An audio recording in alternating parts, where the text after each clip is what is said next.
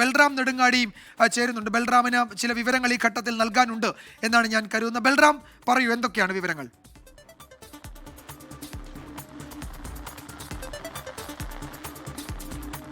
വിജയകുമാർ, ഈ അതിർത്തി മേഖലയിൽ ഇപ്പോഴും സംഘർഷ സാഹചര്യം തുടരുന്നു എന്നുള്ളതാണ്. പാകിസ്ഥാന് ഇന്ത്യൻ സൈന്യം കനത്ത തിരിച്ചടി പാകിസ്ഥാനിലെ നഗരങ്ങളിൽ നൽകിയെങ്കിലും ഇന്ത്യയിലെ പ്രധാനമായും അതിർത്തി മേഖലകളിലെ 8 സെക്ടറുകളിൽ പാകിസ്ഥാന്റെ ആക്രമണം ഇന്ന് പുലർച്ചെ വരെ ഉണ്ടായിരുന്നു.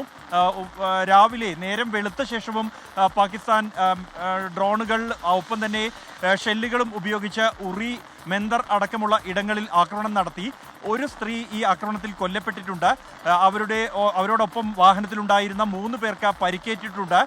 എന്നാൽ പാകിസ്ഥാൻ കാര്യമായ ആൾനാശം ഉണ്ടാക്കാൻ ലക്ഷ്യം വെച്ച് തന്നെയാണ് ഈ ജനവാസ മേഖലകൾ ലക്ഷ്യം വെച്ചുകൊണ്ട് തന്നെ ശക്തമായ ആക്രമണം കഴിഞ്ഞ രാത്രിയിൽ നടത്തിയത്.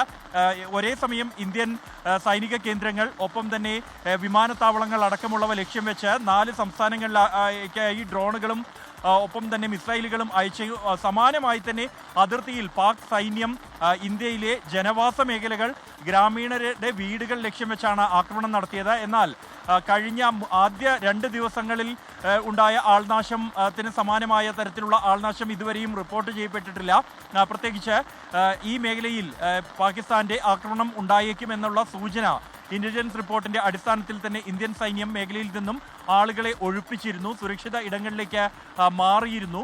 അതുകൊണ്ട് തന്നെ ആൾനാശം കാര്യമായി സംഭവിച്ചിട്ടില്ലെങ്കിലും വലിയ തോതിൽ കെട്ടിടങ്ങൾക്ക്, വീടുകൾക്ക് നാശനഷ്ടം സംഭവിച്ചിട്ടുണ്ട് പാകിസ്ഥാന്റെ ആക്രമണത്തിൽ.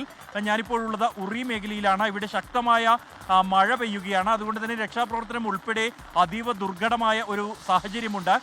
ഈ സമീപമുള്ള മലനിരകൾ മുഴുവൻ മഞ്ഞു മൂടിയ ഒരു നിലയിലാണ് ഇപ്പോൾ ഉള്ളത്.